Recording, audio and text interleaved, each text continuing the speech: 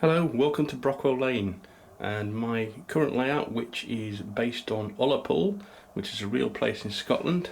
However, the real place doesn't have a station, but if it did, and it was planned, maybe to look something like this.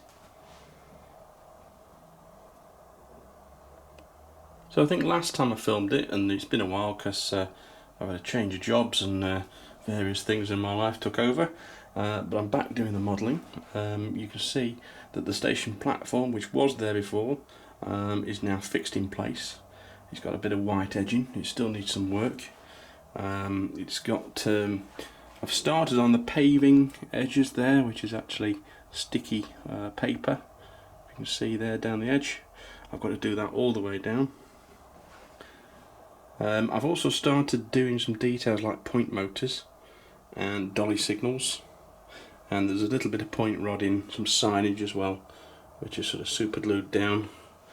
There's a barrow crossing there made out of balsa wood, which is painted to match the tracks. There's a signal box that isn't going to be the final signal box. That's one I had in the collection in a box. It's a bit tatty. But it's basically going to go there, I think, and it's going to be one of the new Pico ones which has been announced recently, which is a HIGHLAND one, which I think is a laser cut kit, which I'm very much looking forward to. They only announced it at the Corn Loughborough Model Railway Show, so I've got one of those on order, and that'll go there. Yeah, a little bit of point rodding I've started, painted brown. Again, some more signage there and another point motor. I'm doing this before I do the ballasting. And also there's a back scene up now, which I've sort of cobbled together a little bit, and I'm still working on it. I know there's a bit of a change there which I'm going to have to hide somehow. But the back scene, the main back scene is actually Llanberis. I think it's ID back scenes, which is the closest I could get to Scotland. But what I'm going to do is cut out other parts of back scenes and put it on the front, like some houses.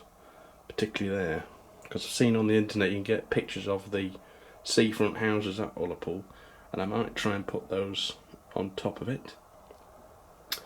Again, at the back there, I've tried to make a representation of the sea and the islands in the background. That needs a little bit more work. There's a building there which is actually from Scenecraft Bachmann.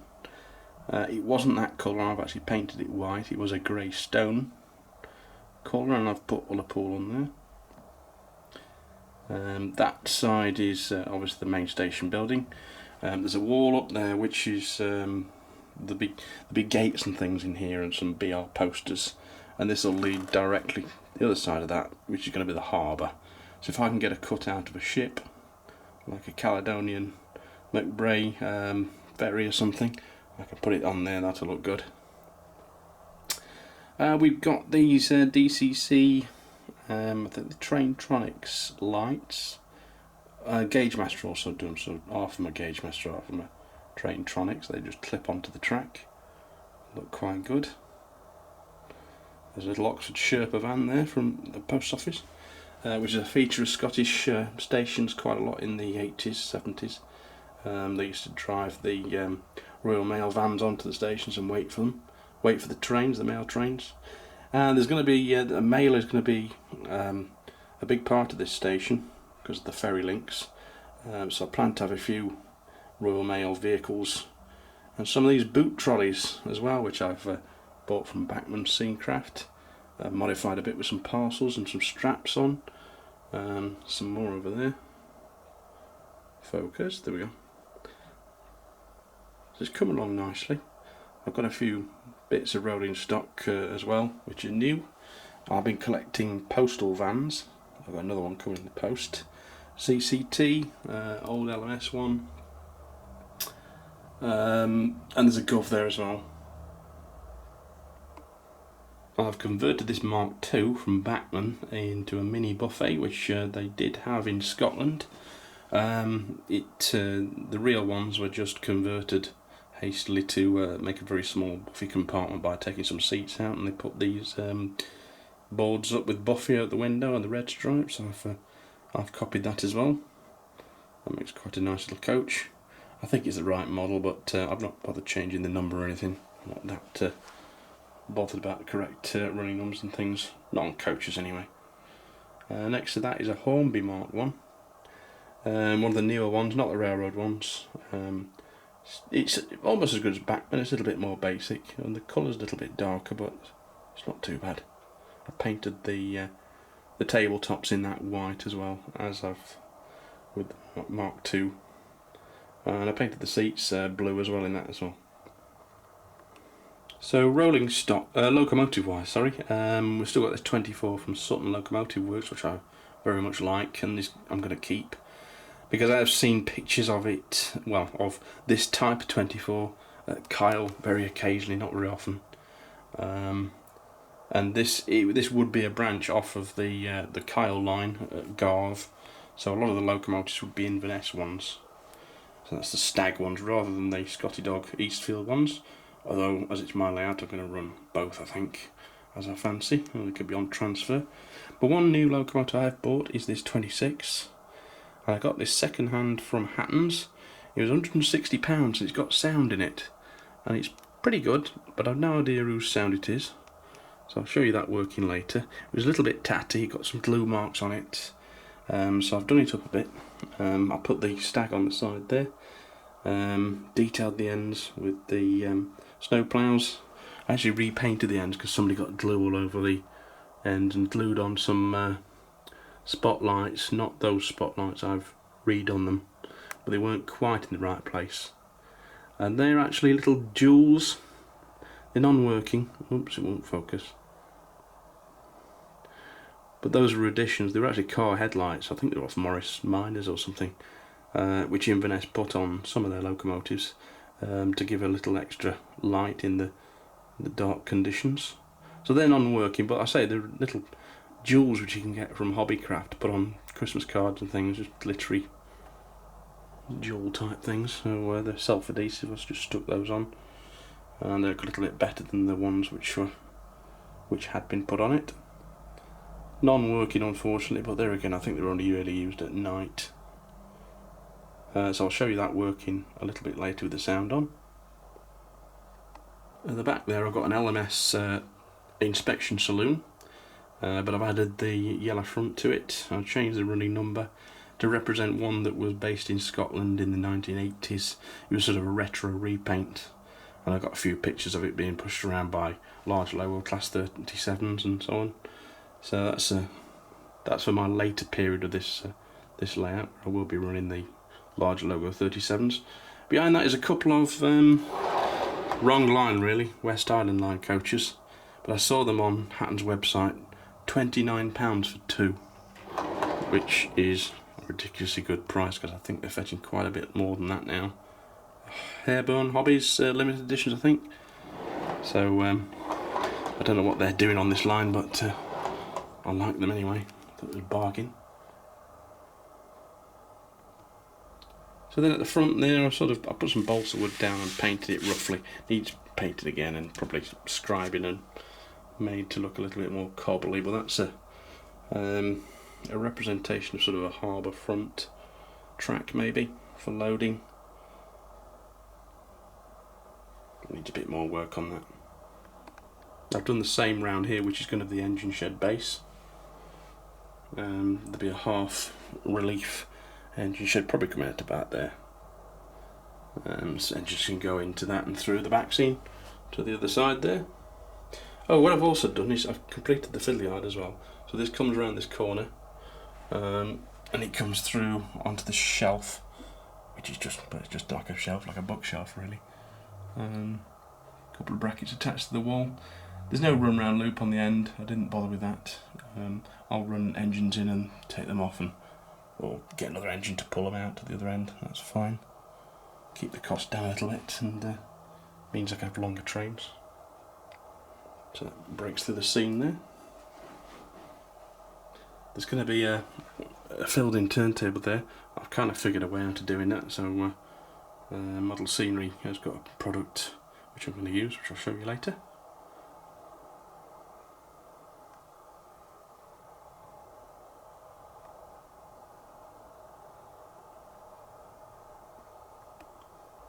The plan for this area, I've bought this Wills station canopy kit, which I think is going to go there, sort of out to, probably out to about there. And I paint that blue around the edges to match the Scottish blue colour on the station building as well. I think that'll look nice. I say I need to put some gates in there so it can explain why there's a post van on the platform. Some nice BR posters, of course. So it's the beginning of the weekend. I might film a little bit more when I've done anything. Whatever I'm going to do this weekend, I'm not sure. I'll see you shortly. Behind the Class 26 is Class 37, which you've seen before, but I did renumber it. I renumbered it before I did this ULLAPOOL layout, actually. It's not actually a Scottish one, but I did renumber it to number 69, which I don't know if anybody knows the story behind this one, but apparently this is a haunted engine. And I'll tell you the story, whether it's true or not, I don't know, but this is how the story goes. When it was green, not long after it was new, I believe, it was involved in an accident where some vandals hung some breeze blocks or something, I don't know what it was, from a bridge, and it broke through the front window and it killed the driver, which is a horrible story, but it was rebuilt and it was renumbered 37069, as you see it in this sort of condition. And apparently drivers report an eerie feeling in one end of the cab, and when it's been driven from the other end, you'll sometimes get the horn go off, which can only be set off from this end, and there's a feeling of being watched in the cab, which is the story. And things go off like I don't know, fire extinguishers and alarms and things from the end which is not occupied, which is a little bit spooky. And of course the engine is still around today and on the main line. It's actually owned by DRS today. He's had the front modified to the more modern lights and things and the smooth front, but that's the story with that locomotive anyway. So I renumbered that to 37069 because I quite like the story. Whether it's true or not, of course, who knows. Anybody got any more information on that, let me know. If there's a DRS driver watching who's driven it, got a story to tell about it, or maybe say it's just a load of rubbish, I'd be interested to know. And here's a picture taken of me in 1981 at Tainault on the Oban line. And there's a Class 37, which is very similar to the one I've got, number 39 in this case. So that was a bit of an inspiration for me modelling a Scottish layout in this sort of time period. And that's probably the only time you're going to see me on camera as well. I don't know how old I am there, very young anyway, with a Class 37, with a lot of muck coming out of the top even back then.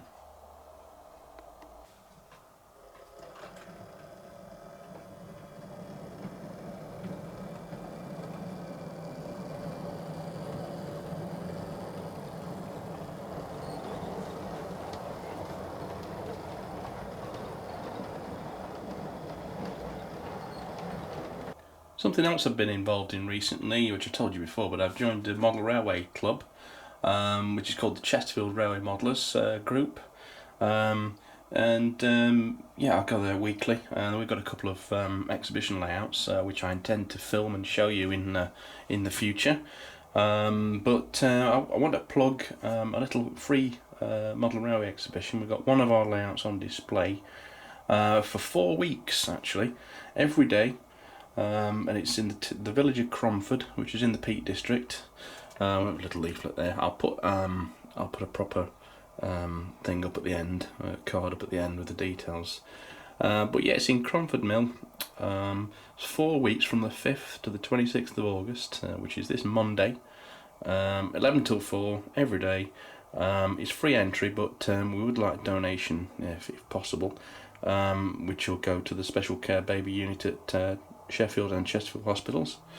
So it's a good cause. It's a good big layout. There is only one layout, but it's worth going to look at if you're in the Peak District in the next 4 weeks or so. There's also a show at Peak Rail this weekend, which is a mixed traffic event, so it's very close to that. If you have to be going there, call in, have a look at that, and please give us a bit of change for the good cause. And I'll put the end of the video so you can pause it and get the address and everything from that.